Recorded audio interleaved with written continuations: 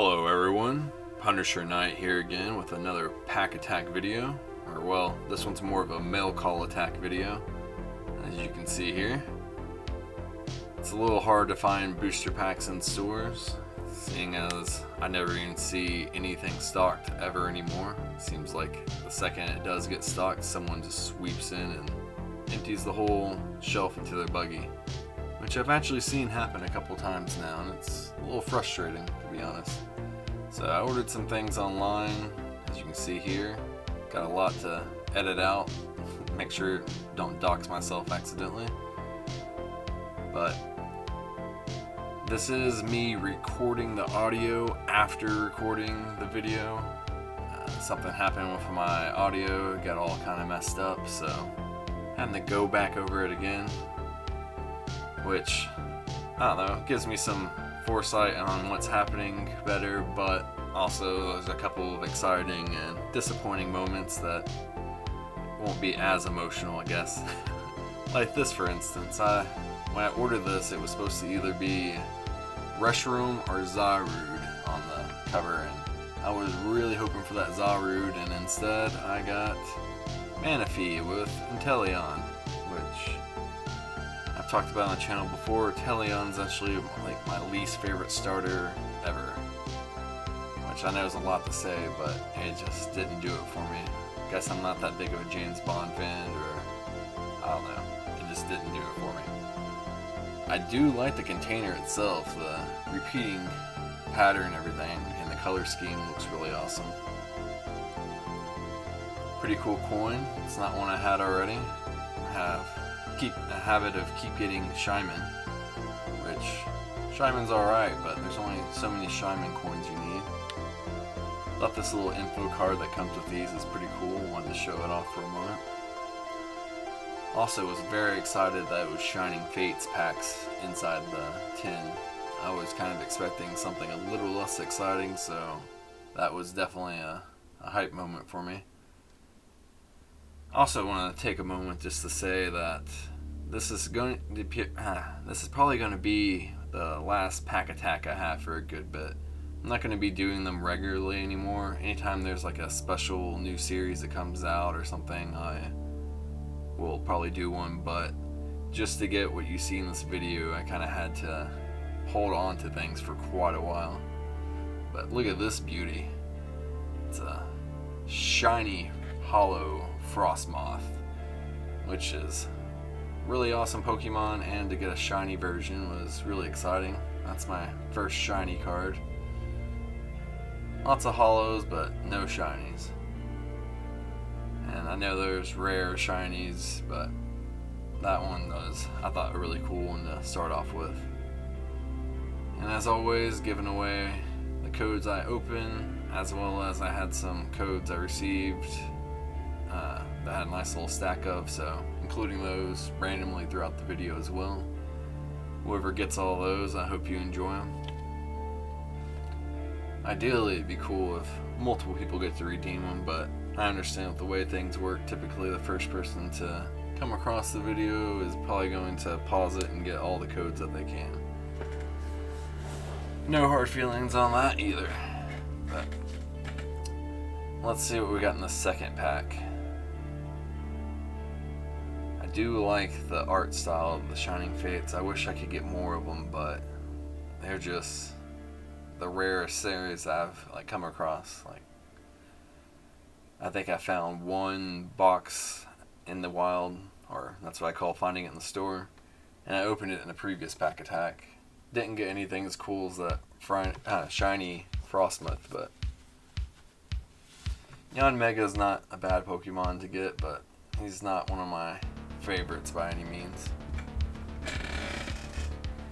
I thought this artwork that they put on the envelope itself was really cool. I'm not sure if anyone else will quite appreciate it as much, but I thought it was so cool that I continuously held my camera right over my address there.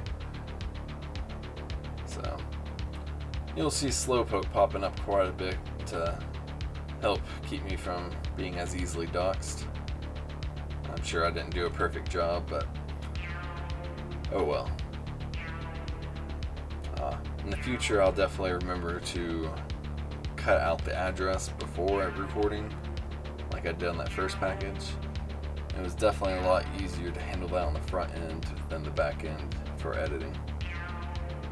This was a card that I ordered from TCG Player. I was pretty excited that it came in. Lucario is always a nice card to get, and Lucario V looked quite stunning, I thought.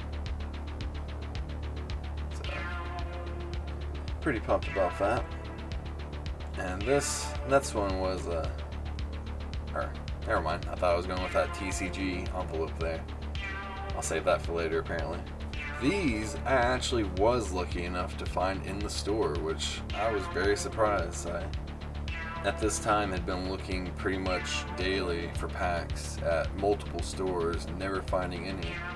And then randomly found both of these sitting in the toy aisle at Walmart. And I had been looking in the toy aisles just because they've been stocking some cards there, but I'm guessing this was something that they found in the back or something, since this was Sun and Moon, or I don't know if it was a return or what, but either way, very excited to at least get those pins, and also the excitement of finding some packs in the store was pretty exhilarating in the moment.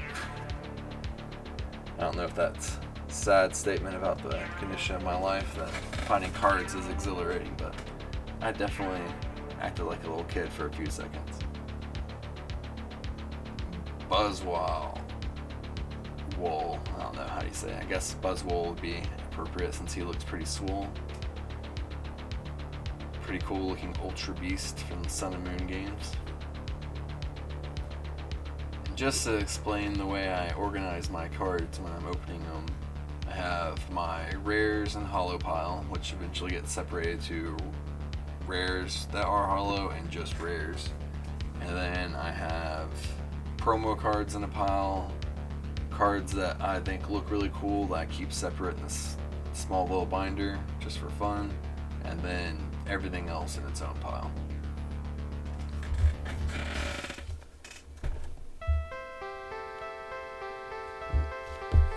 This one has some pretty cool artwork in it, but I don't think we got anything too rare in any of these packs, unfortunately.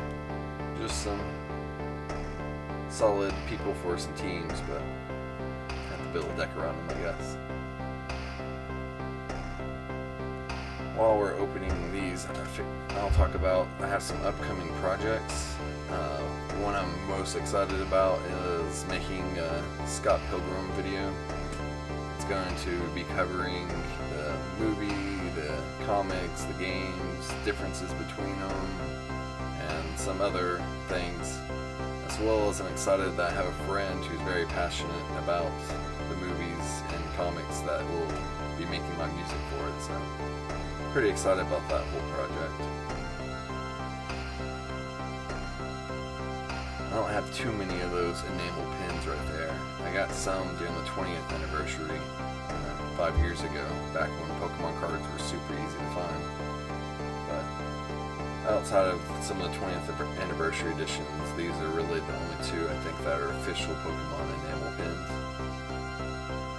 Look at that Skarmory again, followed by another Poliwag. I'm pretty sure that's the same order I pulled them in just a couple packs before.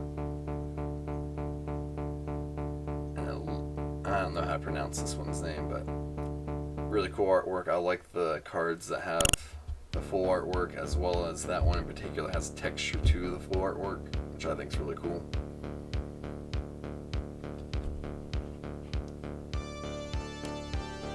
Codes galore. I don't know why, but the online game just doesn't really excite me in the same way as having the actual physical cards. I'm sure I'd get to actually play more matches. Ooh, nice Ghastly. If I played the online, sorry. Like a squirrel sometimes. Or ADD. I don't know what I'm trying to say. But anyways, back to the online. I feel like I get to play more matches, but I don't know, I like playing against people I actually know. Look at that. Another Buzzwole, Swole, whatever it is. And they're actually both different artworks. I had to pull them out to compare. I think that first one I pulled on the right side looks cooler, but Still cool to have both of those. Also, from what I read about the online game, it's really well made, but you tend to face like the same like 5 or 6 decks over and over, as people found what's efficient and tend to just try to go for the easy win instead of making a brand new deck that might not win all the time, but get to try some new strategies out. Not my battle of the fight, since I don't play the game though. Nowadays, I pretty much, with the whole global shutdown, only get to play Pokemon cards with my wife. But she's been going back to school for a master's, so don't even get to do that very often. You notice I did get those out of that TCG pack right a lot quicker than I did last time. Very excited about that Zaru. The last time I was trying to get the actual sleeve off of that cardboard, which I almost bent some cards, so I realized it's best to get them out this way rather than to try to get the whole sleeve off while the cards are in there. None of these cards are particularly rare. They're just cards that are rated as rare and were typically under 50 cents. Wasn't looking to get anything crazy, just I really like having awesome artwork and have them displayed in a binder. I have a few decks made out, and then I have some themed decks that I kept solid just to have some fair matches with people. But mostly I really like the Pokemon cards for the artwork. Don't really care about how much they're worth or anything like that. I mean, don't get me wrong, I get excited when I pull a rare card or stumble upon one like at a yard sale or something, but that's not my main driving factor, I would say. And these, I think, is going to be the end of me. I would really like to get the whole year's worth of the first partner packs, the super large cards. I bought the binder, which you'll see here in a minute, and I got the first set, but this is the second set. They're releasing a set a month, and I go to the store and I see the display cases that these came out in, but I've yet to see a single one of these in the wild. This particular one, I'm sad to say it, but I got it from a scalper. Thankfully, the scalper was only asking for like $3 more than retail, but I still just not really into supporting the scalper lifestyle. If you hold on to something for a few years, and that's one thing, but when you go and clear out stores and then turn around and try to sell things for outrageous prices, I don't know, that just gets under my skin. That Pikachu card that you saw at the beginning there, that actually came with this binder, and then they're releasing a different region starters each month. That first one you saw was the Galar starters. These are the Aloha starters, or Lowland starters, pardon me. I never really liked these large cards before because I never had seen one of these binders that held them, which now that I've gotten this, I've actually seen some other ones, but here are some of the other large cards that I have procured. Some of them through boxes, and some of them just bought used because they're really cool looking and only like a quarter or so each. This is the whole checklist and the calendar of which ones are coming out when. I really am not looking forward to the October release of the Cantonian starters. I imagine people are going to go crazy for that. I hope they do something to level out the stock by then, or because I kind of doubt that demand's going to go down and scalpers are going to keep being scalpers.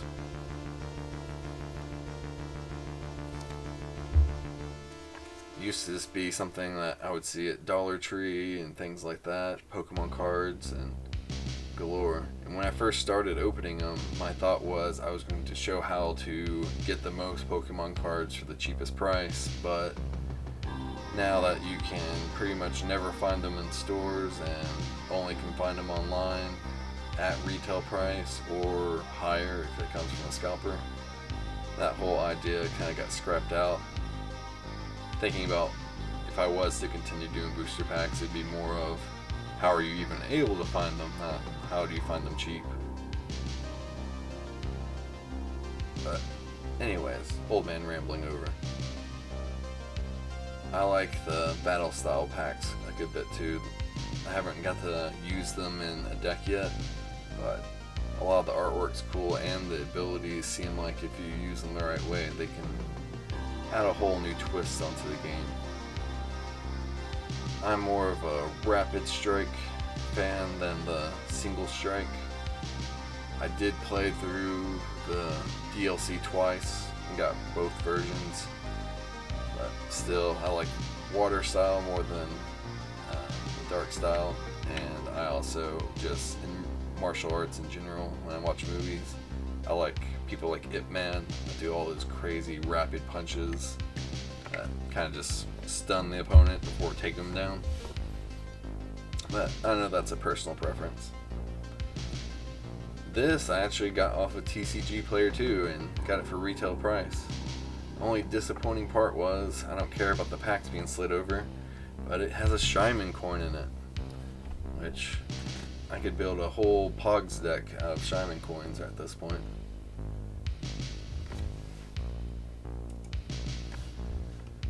Very excited about that Jolteon.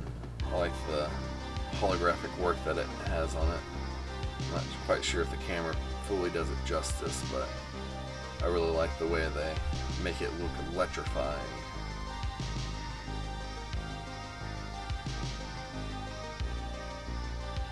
I'm sure there's a way to adjust settings to make all the small details of the holograph show up better, but just not quite at that point yet. Gotta make sure to get that Shaman coin though. Be lost without it. Alright, 3 battle style packs. That's a rare sight for me.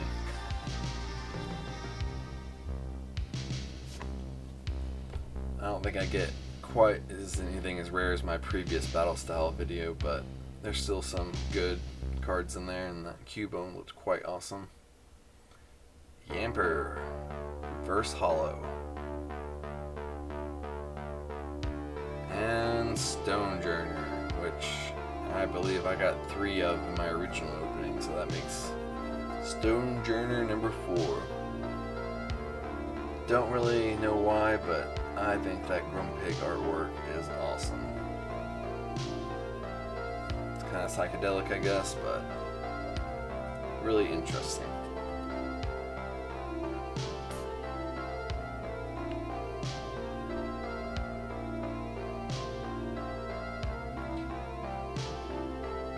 In case you don't know, the red one on the cover of that pack is the single strike Urshifu, while the blue one on the other one is the rapid strike.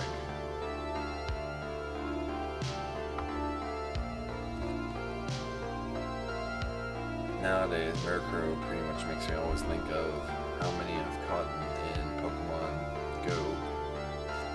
Don't see him as much these days, but for a while there, it was like the only Pokemon I could find where I lived. Electrovire.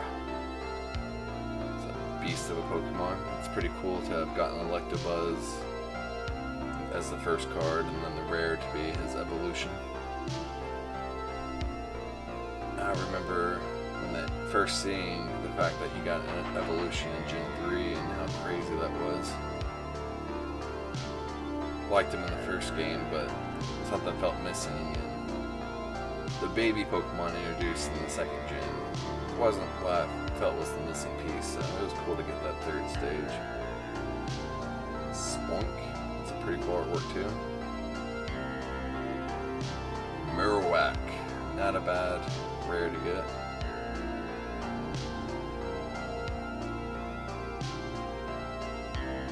Carkol. Angry Morcopico.